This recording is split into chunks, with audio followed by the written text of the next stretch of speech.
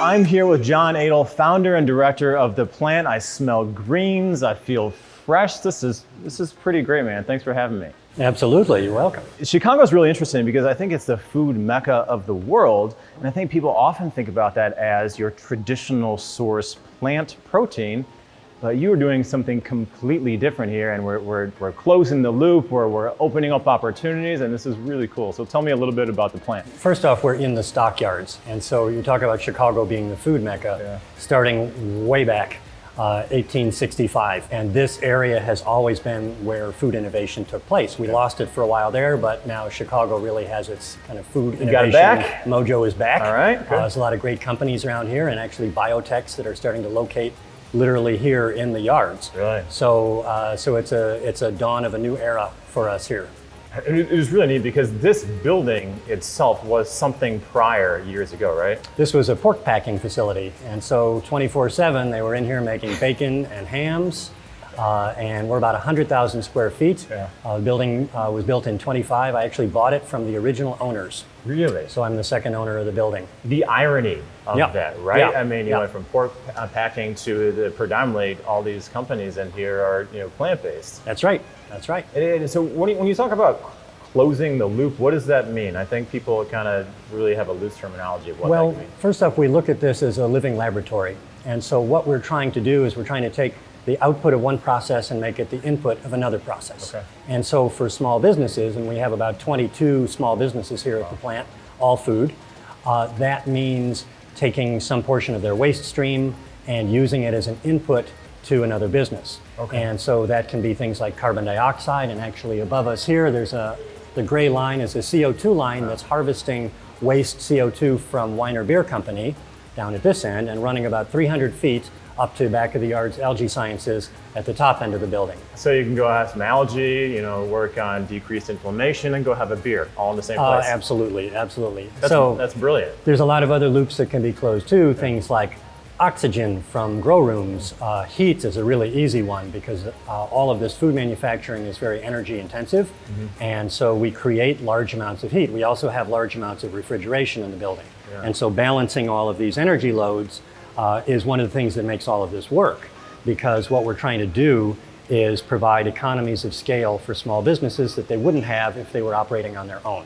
So they don't build it like they used to? They sure don't. Sure don't. That's great that we had the opportunity to come in and take a look at the plant. So you want to show me around? Absolutely. We're above our wetland, so this is home to 3 turtles and a bunch of fish, and it's designed to clean wastewater. Wow. And, as a demonstration. But we have a living wall, we have some native plants, but we have our bioremediation planters where we're doing experiments on contaminated soils using algae and mycelia for remediation. And so all of that is fed with the water that circulates in this system. The demonstration here is that it's actually quite safe to live in if you're a turtle who's been here for a long time. What's the turtle's name? Justine. Justine. She was found at Justine and 46th, which is 1 block west of us here, in the middle of the street. So let's walk on through. We're in what used to be former loading docks, and we have 6 docks here, so we really didn't need all of them. And so we decided to turn these 3 into our lobby and to try to demonstrate some of the features of the building as we go through. You really feel like you're walking into nature and it's inside. So what's the purpose? Well, we're trying to demonstrate to any visitors that come here. We get about 10,000 tour visitors a year pre-pandemic, and people that come to the tap room and to the other businesses here, and we want them to be exposed and to, even if they just casually pick up a tiny bit of information, just getting an idea, there's a different way to operate, and there's a different kind of a space that can be created, and so hopefully people are learning something, gleaning some kind of information from it. All right, so let's run on through. All right, we're going to pop into Weiner Beer Company's brew house here. Brewing is important to us because it's the low-hanging fruit of waste and energy capture and recovery and reuse. We talked a little bit about carbon dioxide, but the grains, distillers' grains, have all sorts of uses. From composting, you can bake them into breads, which has happened here before, but there's also a lot of heat that comes from the brewery as well. And so we actually heat a lot of the west end of the building with waste heat that they're done with. So you're tapping into their heat and heating up the building? Well, yeah. I mean, it's heat that they need to get out anyway. Wow. And so there are a lot of simple things like that are really more common sense than they are engineering, frankly. So it's like all these businesses within this facility are its own like microbiome and just feeding the rest of the system. That's what we try. That's what we strive for, and we don't really succeed all the time. And sometimes we succeed this much, or we go backwards. But you have to try it, and so we would describe that as throwing a lot of spaghetti at the wall and seeing what sticks. And the beauty of this and the way we operate is it's not a university and it's not a corporation. And so we don't have shareholders telling us what to do. We don't have a university imposing all kinds of rules. So if we want to cut into a wall and cut into the HVAC system, we cut into it. Yeah. If a tiny for-profit company can do it and be that efficient, then you've proven something. And now you've got that replicable model that people can look at and say, gee, if these guys can do it, and that guy's got an art degree, how come we can't? So, Mr. Art Degree, what's your vision for this? Is to use this kind of as a scalable model for other people to Absolutely. And so we do a lot of talking about what we do here, and a lot of demonstrating, and we're building a toolkit online right now in plain English. It's not white papers. It's written so that even a politician can understand it. Anyway, let's go in here. We're going to avoid that one. Yep. From the start, the concept behind the plant involved a brewery. Really? So did you got this and the brewery was ready to go, or how did you get that? No, we actually went through a series of other attempts at opening a brewery, which is incredibly difficult. Other concepts from the start were farming. So the plant was intended to be about 30% indoor farm from the start. That was part of the concept. Okay. So brewery, farm, and then miscellaneous other food businesses to be filled in later.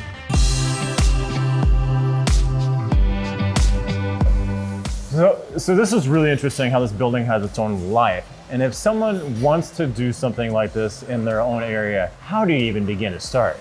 Well, it flows from the building. It flows from what you have available. And, just about every city or town everywhere has some kind of industrial stock that's just sitting there. And so, again, it's about playing to the strengths. It's trying to figure out what is that building good at. There are higher uses and lower uses, but certainly a higher use is food production, because a food production building is incredibly expensive to build. And so if you can make one function in that, you're money ahead, and then cascading down through other kinds of manufacturing, condominiums, and eventually storage. Everybody always says the greenest building is an existing building. So what if you built a LEED Platinum facility? What did you tear down to build it? And why couldn't you take advantage of that structure and rebuild the mechanical systems and insulate it and this sort of thing? And so those are simple lessons that we can, for very low price per square foot, be able to take advantage of what we have, add the icing on top of that and the efficient systems and computer controls and all of this, and get to a lower square foot price for the tenants that makes their businesses better able to operate. And this building itself, we're in the brewery, we're in the barrel room, and it's multi-level that's getting this life to this brewery. Yeah, and it's connected. It's all connected. Yeah. And that's kind of the beauty of it, is that pipes from here are going to other places, and we have 3 different internal drain systems. And I mean, it's all like it's sort of like the Body Worlds exhibit, where you see these networks of things all connected. Yeah. This is amazing, because you go in a grocery store and you just see a little plastic container and you see these little sprouts and whatever, 15, 20 bucks. So now it makes so much sense, because all of the work that is going into just producing a little amount of microgreens. Yeah, high quality is not done on, you don't do it out in a giant farm field somewhere with a lot of chemicals. Yeah. It's done with tight control of the environment that it's in. And when you do that, indoor growing, this is officially a vertical farm, and the whole building is, you are controlling pests naturally, because you're inside. The biggest farms at the plant are all in the basement because it's a lot easier to maintain temperature down here. And so we're not having to artificially air condition as much because we're using ground temperature to help keep these farms cool. It is noticeably cooler down here, and it is really interesting when just walking into this and just seeing the love and care. And you're right, like there's like insects and all sorts of different things that you normally have to spray for, and you're just this controlled environment. And it's really, I would love to see all these vertical farms popping up all over the country. Oh yeah, and the trick to it, and the concept of vertical farms goes back quite a ways. But beautiful glass skyscrapers in Manhattan, totally ridiculous. But if you're talking about $700 a square foot to build a farm, it will never pay for itself. Right. And so vertical farming makes a lot of sense in existing buildings. Yeah. And this is a perfect example. Like, oh well, putting a farm in a food production building is about the easiest possible retrofit you could do. We already have floor drains everywhere. Yeah. Everything's already food grade. And so, that brings the cost of those greens down, and the more you do it and the larger the farms get within the structure, the more efficient they are and the cheaper that clamshell is. Yeah. There are 5 farms indoors at the plant. Okay. And they're all different, all very different from each other. They grow different crops. They have different target markets, and they do everything in different kinds of ways. Okay, so we're in farm number 2 here. You said they're all different. What does this one do? So this farm is all microgreens, and these are micros that are primarily going to restaurants. Okay. This is closed loop farms, and they're doing, in addition to the home delivery, restaurants are picking back up, and so this space was at one point before the pandemic filled with grill racks, and so when they shifted, the business model changed and things shifted around in the space. Sure. But again, we're in the basement, easy to cool, easy to hose things down without worrying about water going anywhere. It goes down the floor drains. Right. So the kind of greens that they grow, I think they're around 35 different types of micros that they have. And this is all soil-based. As opposed to nutrient film technique, which the other one was? Urban Eden is doing next door. And so it's a different market and it's a different type of green. Wow. But there are many different ways to grow inside of a building.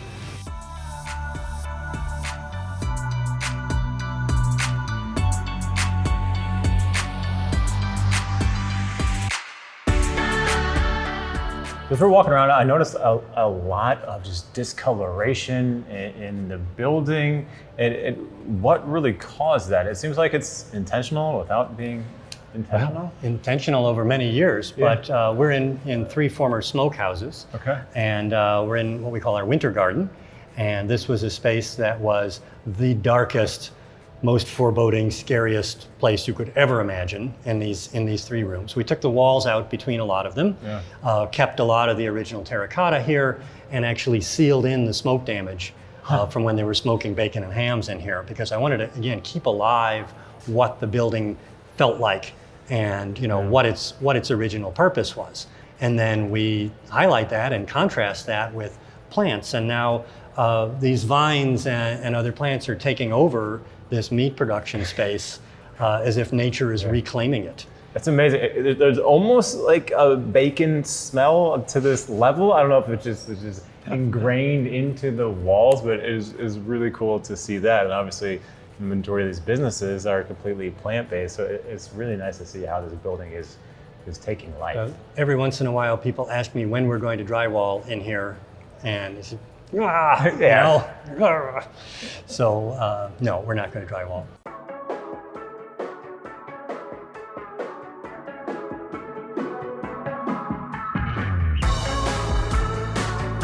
What do we have here? What are we standing under?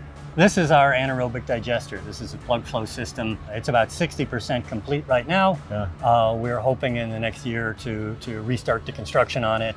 It is designed ultimately to consume 32 tons per day, 365 days a year, 32 tons of food waste, and turn it into biogas solid digestate and liquid digestate. The economics of it are that tipping fees from incoming waste, instead of going to a landfill or a large-scale composting facility outside of the city, the waste, food waste, is generated here in the city, right?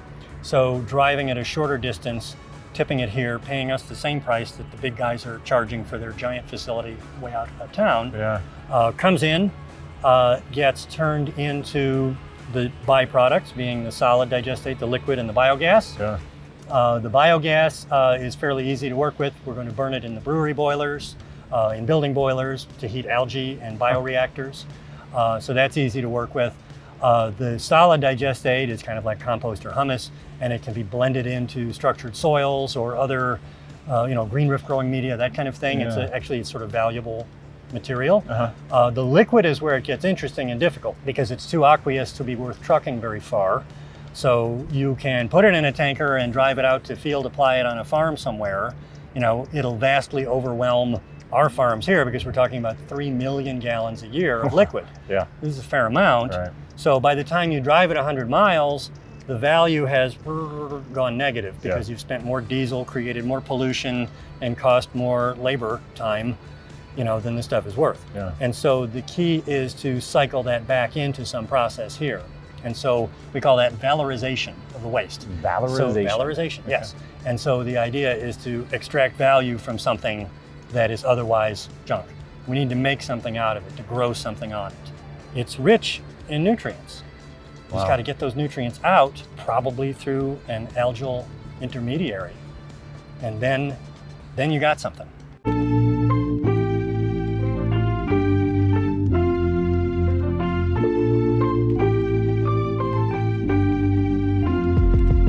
Right now we're in the back of the yards of the plant. John, what do we have here? We're in the Closed Loop Farms greenhouse out here, and so they're doing a lot of edible flowers in here, as well as other more traditional crops, basil and whatnot. We're sitting on 3 acres here in the middle of the city. What's interesting about any urban area is that we're surrounded by waste.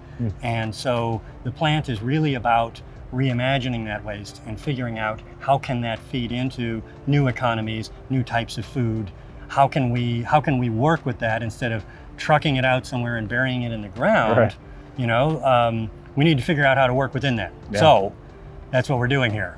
What's your feeling when you're going around and showing this to people and how it just came from a little seedling, if you will, to this? Well, the plant is really a community is what it is. And it's not me, it's all of these people with all these ideas. And I'm not an engineer, I'm not a farmer, I'm not a food producer. I just like to bring people together that know how to do these things and say, okay, this is your expertise and this is where you fit into this picture. And all the tenants here are self-selecting. We don't advertise for space. We have a waiting list to get in. Really? We don't need to advertise for space because the people that are here because they want to be here because they see their role in the circular economy, and in creating new types of food production. And they want to be here because this is the place it's happening. It definitely is happening right here. Well, I just want to say thank you so much. And where can people find out more about you? InsideThePlant.com. And you can also follow our various socials that way. But, start at InsideThePlant.com and learn all about us.